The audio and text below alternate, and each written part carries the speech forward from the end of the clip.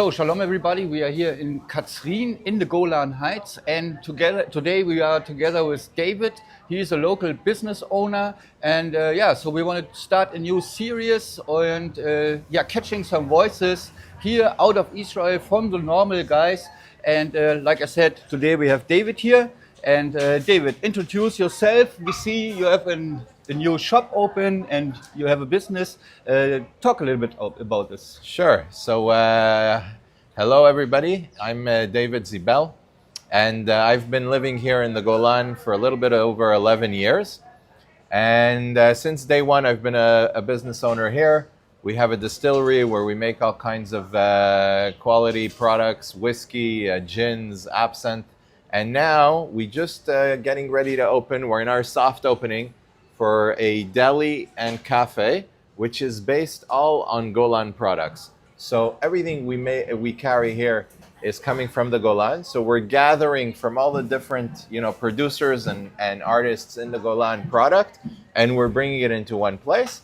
And at the same time, we're roasting our own coffee and making a bit of a beginning of a coffee culture in the Golan. Yeah. So you are one of those guys, or actually the first guys, who accept our temple coin, silver temple coin, as payment for his own products. So we're very appreciated about this. And after 2 years, we can go a little bit into the details, and you can show us here the products you already have. And so hopefully our audience can see it, and maybe they were starting some orders for you.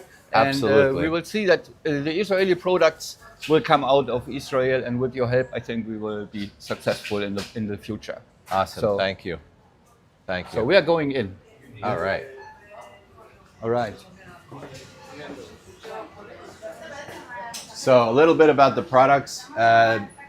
Because we're at the beginning here, not everything is in yet, but this is going to give you a good idea. We've got some local cheeses, some smoked fish. We have local beef, which is raised in the Golan without antibiotics.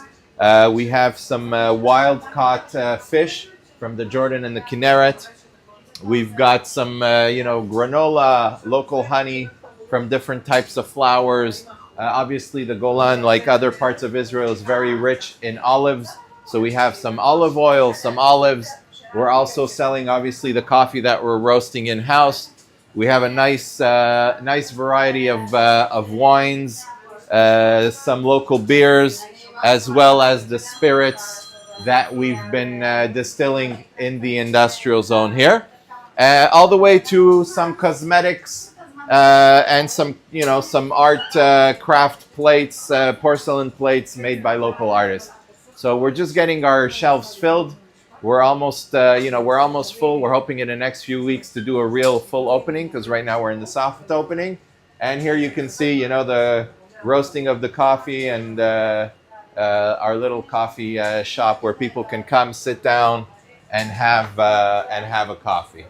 So this is our little shop. It's called Eretz HaGolan, which means the land of the Golan. So that's the concept here. So do you have some information about your distillery for our absolutely. audience? Absolutely. So we have two distilleries in the industrial zone. The Golani distillery, where we make whiskey. We have peated whiskey. We have non-peated whiskey. We have whiskey made with local grown barley. And these whiskeys get aged in all types of local barrels that had red wine, dessert wine, white wine. So a lot of local influence. Our second distillery, the Katzrin distillery, there we focus more on botanical spirits like gin, arak, absinthe. We also do some distillation of grapes, so we have brandy, grape brandy coming from there. So that's what we're doing on the distillation side. We've been doing that for 11 years, and people are welcome to come to this store to know the products. We're also going to be doing some tastings for people to come and taste and get to know the products. You're nice. So when we meet each other the first time, the distillery was a little bit smaller. Yeah. And now you're moving into a bigger location, right? That's right. So that means your producing is coming more and more, and you're selling more products, more whiskey, that you can do this step? That's right. So, I mean, it was also an opportunity during the war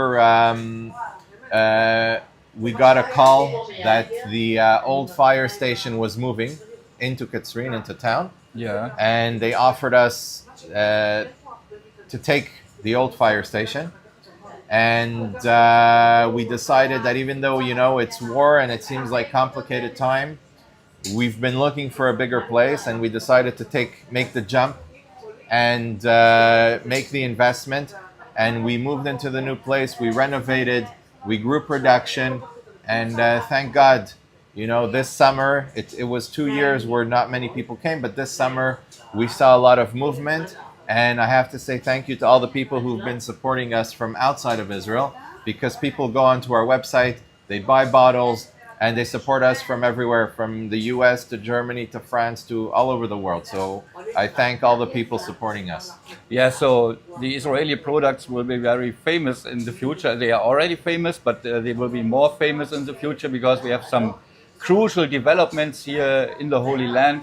So after 710, a lot has happened, and I want to ask you about this point. So did you expect that something like this will be happen, and how is this affected on you? So when you're seeing these crucial, I mean, I think we're always, I think we're in a very complicated place. We're constantly at war. So I think, you know, since 1948, I don't think the war has ever stopped.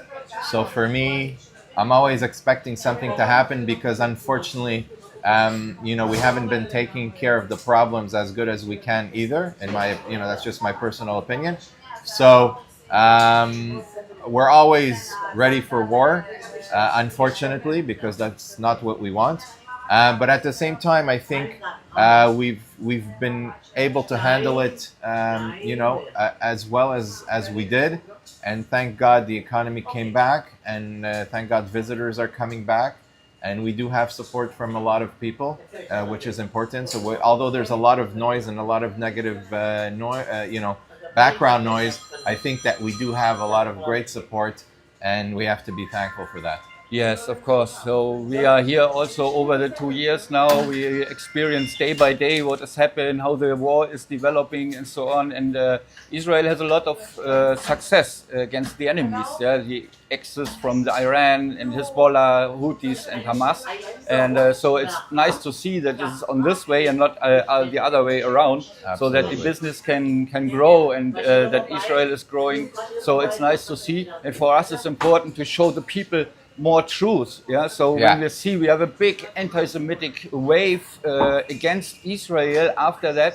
And yesterday, so there was a video from the IDF drone that showed some Hamas terrorists how they bury a body, an hostage body, and then they brought him out again and put him again on another mountain of sand, and bury it again and make some pictures with the International Red Cross, and we see, okay, there's the truth the entire time.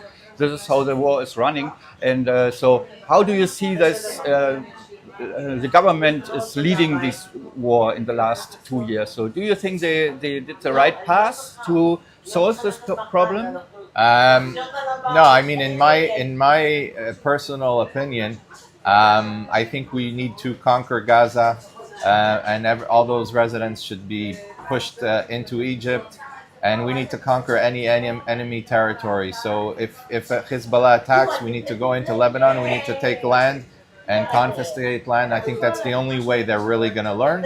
Yeah. Same in Syria, same everywhere. If you attack us, we will come, we will take the land, and that's really, for me, the solution. Yeah, but we're also giving the hand for peace. Yeah, so that's... Absolutely. Yeah. The hand for peace is always there, but if you attack us, we will take your land, and like that, they will learn that you don't mess with Israel. Because all we've done, even from the times of the Sinai, we've given our enemies their territory back right away, and what they've always done is rebuild, you know, against us in those territories. So that's my opinion. Yeah, so we're seeing also the developments after 2005, when all the Jewish people are going out of Gaza, and we're giving this to the Palestinians. Yeah, exactly. So, and what has happened after that? They had a chance to build some very great stuff in there, but Exactly. they decided to build the biggest terror tunnel network in history, probably. And it's ended on 7/10. So I think the world can see that we have the what we actually fighting against. Yeah. So I don't think the world really cares, but yeah. So we see a lot of great institutions like the United Nations or the others. They are turning against Israel. So that's a part. I think. Ola, I want to ask you, what do you think about these actions from Donald Trump from the US side there? So it seems he want to make peace and so on. Do you think that is? I mean, I think on the Donald basement? Trump is always interested in himself first, which is fine. I think he has good. I think he has good. He wants to do well. He has good intentions, but he doesn't really understand the situation, and he's pushing things. He's pushing people to make, quick peace, which is not real. Yeah. Like we saw, the ceasefire was broken very, very quickly. So Yeah. I know that he's on his side. He's trying to do good things. The best he's done is that he brought back the rest of the hostages, Yes. which is tremendous. So Yes. we need to thank him for that. But besides for that, we need to be on our own. הדר, תורידי ל-225 אוקיי, מעולה. Yeah. Sorry. So no problem. So you mentioned thank God. Yeah. So what do you think? What we can see here in the Holy Land for the future? What we can see for the future. Yeah. I According think there's to going to be. Torah. I mean, according to Torah. I mean, if we're according to Torah, we should have conquered all these places. That's why I said that.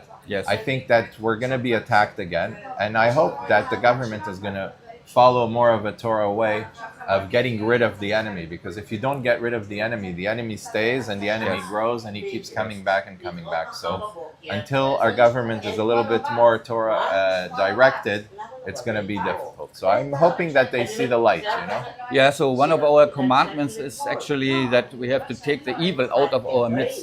Exactly. So and I think also it's the only solution is to go in and defeat. We the don't have a enemies. choice. Yeah. We don't So have a choice. They ask for it. Good to see you, Sonia. Thank you. Good to see you too.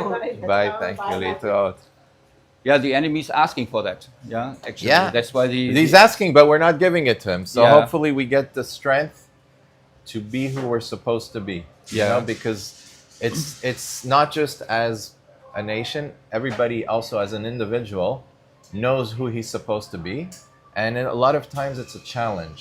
Yeah. And just like on a personal level, it's a challenge to be who you're supposed to be. So on a national level, it's also, especially when you're dealing with government, corruption, and everything that comes with that. So that's why I'm saying I hope they, get inspired to do things the right way. Because if they're not inspired themselves, our enemies will inspire them through acts like what happened on October 7th. So Yeah. we don't want that, obviously. We want things to be done from peace and from love. So we pray that they see the light. Yeah. Thank you. You're So welcome. last question or last. Do you have a message for the audience out there to finish our little interview? So I think my message to the audience is, forget what you see about Israel. I think you need to come, do a visit. There's plenty of people from your country, wherever you're from, Jewish, not Jewish, doesn't matter. There's plenty of people here to help you, support you, do a tour, get to know Israel for yourself. And there's a lot of everything here. You can really enjoy yourself. If you're coming to do a wine tour, if you're coming to see distilleries, if you want to go to the beach, there's so much, so much here, so much culture, so many different cultures. It's a real melting pot, and you can really find something enjoyable and at the same time see what the real Israel's about. So that's my message: is just come, get on a flight. These days there's cheap and short flights from plenty of places in Europe, and I guess the US, other places a little further away, but it doesn't matter. If you have any type of doubt and interest, then come and see. Yeah. Okay, this was our little interview here from the Golan Heights in Katzrin with David, a local business owner. Thank you for watching, and thank you, David. You're very Hopefully welcome. we Thank see you. you soon. Yes. And we say goodbye and shalom. Shalom.